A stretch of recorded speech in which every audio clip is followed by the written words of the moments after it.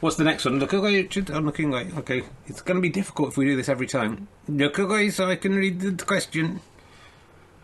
Are you looking? No, I'm not looking. Stop looking because I'm reading the question. All right. What's the worst supermarket offer that you've ever encountered, Richard? What's the worst I mean, there are those things where you kind of think, oh, it's 2 for £5, and then you look at it and it was like £2.51 each, so you're saving 2p, that kind of thing. You mean? Yes, I can't think of anything offhand. It's not a great question. I'm just reading what's here. I don't really need the questions. You have to learn yourself the questions.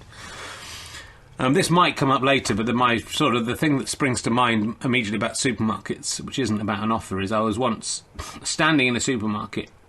This was back in the 90s, and I was just standing up looking at something, and this old man started moving towards me, and it was before I'd been on the radio, but I was by no means the celebrity that I am now. What would you say this kind of celebrity you are now? Can you go down the street without being tested, Richard? Could you have to get a nod when you go down the street? I can go down the street. But I think it's because people are pretty cool around where I live, and they like to just treat me like a regular guy. And also everywhere else I go, they see me, they think, "Fuck, it's Richard Herring."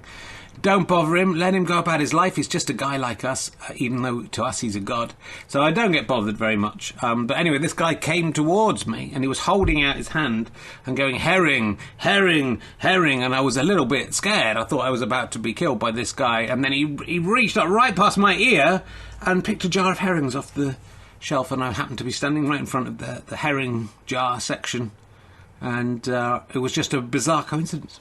It doesn't really answer my question, does it? No, it doesn't, but I think the skill with answering an emergency question is when you don't have an answer, is to go off at a tangent and answer something else. So that would be, if you're a future guest watching this who's for some reason subscribed to this service, I would say,